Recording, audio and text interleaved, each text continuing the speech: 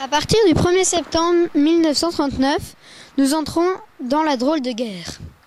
Dans la région, quel était le sort des populations civiles? Les gens sont-ils restés chez eux ou leur a-t-on demandé de partir?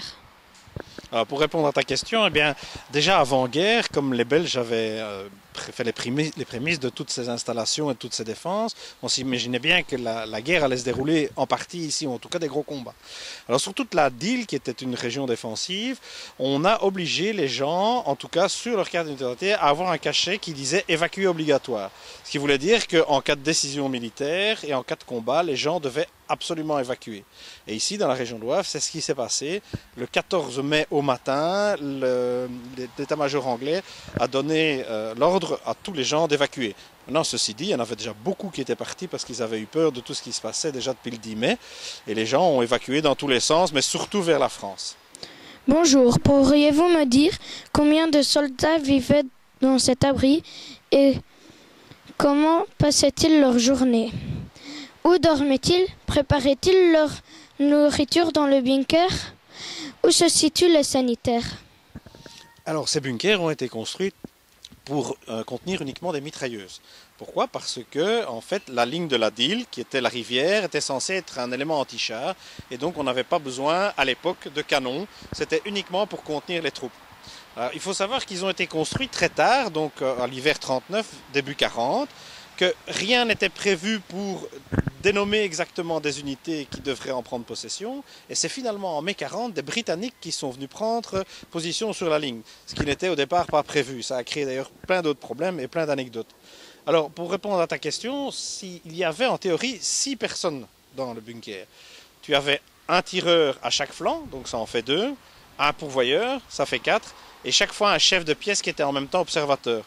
Mais ils ne dormaient pas dans le bunker, sauf si évidemment les combats devaient démarrer, et alors ils se cloîtraient à l'intérieur, ils fermaient les portes blindées, et ils devaient y vivre tant bien que mal. Mais il n'y a rien ni pour cuisiner, ni pour dormir, c'est à même le sol, et il n'y avait même pas d'éclairage électrique, c'est uniquement avec des lampes à pétrole. Alors on dit toujours bunker, mais ce n'est pas la bonne terminologie. En fait, le nom exact c'est abri bétonné, tout simplement. Bunker, c'est un nom allemand. Et par habitude, sur les côtes de l'Atlantique, le mur de l'Atlantique, tout le monde a parlé de bunker et puis on a fait la fusion avec tous les autres qui étaient par ici. Voilà. Bonjour, j'ai une question, c'est pourquoi le bunker il a cette forme-là? Eh bien, la forme que tu vois à l'extérieur, c'est pas la forme réelle du bunker, c'est son camouflage. Alors, ce camouflage, il a été fait à différents endroits, de différentes manières, pour essayer de s'intégrer plus ou moins dans la végétation ou dans l'habitat ou autre chose. Et ici, il a été fait en petit abri de jardin. Et donc, les plaques qu'on voit à l'extérieur, ce sont simplement des plaques de béton. Et au-dessus, il y avait à l'époque, mais ça a été enlevé par les ferrailleurs, il y avait des tôles ondulées en acier. Et donc, ça protège uniquement sa silhouette initiale qui est en dessous. En septembre 1939, suite à l'agression allemande en Pologne, la France et l'Angleterre déclarent la guerre mais n'agissent pas. Avait-il l'intention de passer à l'action plus tard ou allait-il se contenter de rester sur la défensive? Voilà, évidemment, c'est ce qu'on a appelé la drôle de guerre, c'est-à-dire que c'est vrai que les armées françaises et britanniques sont restées plutôt passives et n'ont pas entrepris d'offensive d'envergure contre l'Allemagne. Alors à cela, je pense qu'il y a 2 explications. La première, c'est qu'ils ne se sentaient pas prêts. Ils se sentaient vraiment en état d'infériorité matérielle et donc ils n'osaient pas entreprendre de grandes opérations offensives. Et alors je pense qu'il y a une chose qui a joué beaucoup aussi, c'est qu'à ce moment-là, tout le monde se rappelait de la guerre 14-18 et des terribles batailles qu'avait été par exemple la bataille de Verdun, où on avait perdu des centaines de milliers d'hommes. Et donc les Alliés voulaient à tout prix éviter que des boucheries pareilles se reproduisent, d'où leur attitude beaucoup plus prudente et plus défensive. Le 10 mai 1940, Hitler envahit la Belgique, la France, les Pays-Bas et le Luxembourg. Était-ce parce qu'il avait une urgence pour lui car les Alliés étaient en train de résorber leur retard en matière d'armement ou pour une autre raison? En fait, il y a un petit peu de ça, c'est-à-dire que Hitler avait prévu tout d'abord d'attaquer plus tôt que cela. Il pensait même le faire à l'automne 1939, mais seulement le mauvais temps est arrivé assez vite.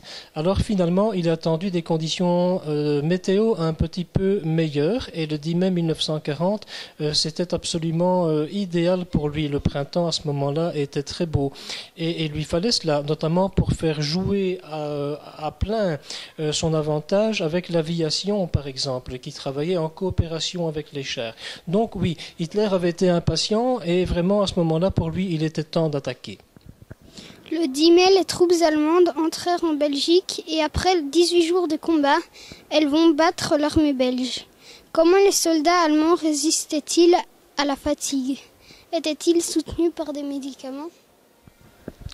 Voilà, alors ce qui a fait la grande différence, je pense, c'est que les Allemands étaient quand même très bien équipés, très bien entraînés, et ils utilisaient des méthodes de combat nouvelles qui ont vraiment surpris les Belges, les Français, les Britanniques. Mais alors, accessoirement, c'est vrai que dans leur boîte de ration, il y avait, je ne dirais pas du doping, comme on dirait aujourd'hui quand on parle des courses cyclistes, mais ça y ressemblait un petit peu, c'est-à-dire qu'il y avait par exemple des tablettes de chocolat vitaminé et ce genre de choses qui fait que ça leur permettait de tenir le coup un petit peu plus longtemps que la normale. Mais ça reste quand même assez un détail, ce n'est pas l'essentiel de la supériorité des soldats allemands. En attaquant Ebenemal, quel est l'itinéraire que suivent les troupes allemandes?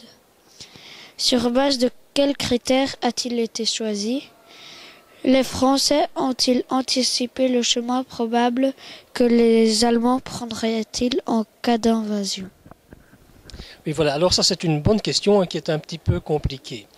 En fait, du côté français, on s'attendait à une nouvelle édition de ce que les Allemands avaient fait en 1914, c'est-à-dire porter leur effort principal au nord de la Meuse. Et ce qu'ils ont fait au 10 mai 1940, c'est tout d'abord une attaque, je dirais, de diversion, une attaque plutôt secondaire, justement au nord de la Meuse, et notamment dans le secteur d'Eben-Emal, pour entretenir les Alliés dans la conviction que c'est justement là qu'ils feraient le plus gros de leur effort. Et puis en réalité, non, ils ont provoqué une surprise complète en attaquant dans un terrain où on ne s'y attendait pas, et qui était réputé très difficile pour le déploiement des unités blindées et des chars, c'est-à-dire les Ardennes.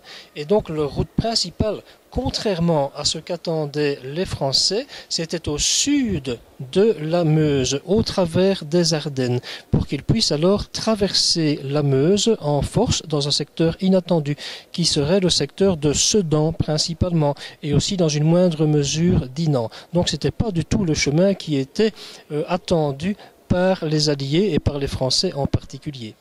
En septembre 1939, la Belgique réaffirme sa neutralité. Elle ne choisit pas entre la France et l'Allemagne. Est-ce le bon choix? Oui, eh bien après, évidemment, on verra bien que ce n'était pas le bon choix. Et c'est un choix d'ailleurs qui nous sera vivement reproché en France et en Angleterre, par exemple.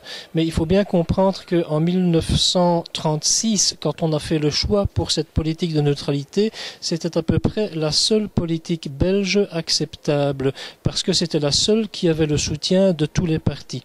Et puis d'autre part, il faut bien se rendre compte aussi que jusque-là, on avait été plutôt à la remorque de la France. Seulement, voilà, au début de l'année 1936, il y avait déjà des coups de force hitlériens et surtout la réoccupation de la rive gauche du Rhin, qui avait été suivi pratiquement par une absence de réaction véritable des Britanniques et des Français. Ce qui fait qu'on se disait en Belgique que les garanties françaises et britanniques ne garantissaient pas grand-chose. Et donc à ce moment-là, on a opté pour une politique de neutralité qui finalement a donné des résultats désastreux, bien sûr, au mois de mai 1940. Mais ça, on ne pouvait pas le prévoir à l'avance. Durant toute la campagne de mai 1940, les archives nous montrent l'aviation allemande mitraillant des masses de réfugiés. Avait-elle reçu des instructions dans ce sens? Dans quel but a-t-elle agi de la sorte? Voilà, alors l'aviation allemande n'avait certainement pas reçu d'instructions pour massacrer des civils, sûrement pas. Il y a d'ailleurs une grande différence entre l'invasion allemande de la Belgique en 1914 et celle de 1940. En 1914, les troupes allemandes avaient commis beaucoup d'exactions. En fait, ce ne sera plus du tout le cas en 1940. Mais le souvenir des exactions de 1914 va lancer 2 millions de Belges sur les routes. Et alors, il faut bien comprendre qu'à ce moment-là, il y a un mélange terrible sur les routes entre des réfugiés qui fuient la zone des combats et des troupes qui essaient de la rejoindre. Et donc, il y a un mélange inextricable qui se forme comme cela. Et les embouteillages sur les routes. Et les avions qui mitraillent les routes s'en prennent beaucoup plus aux troupes qui montent en ligne qu'aux civils. Il n'y a pas de volonté de massacrer des civils, certainement pas. Mais du fait de cette situation très embrouillée, de nombreux civils vont quand même évidemment être la victime de ces attaques de l'aviation allemande.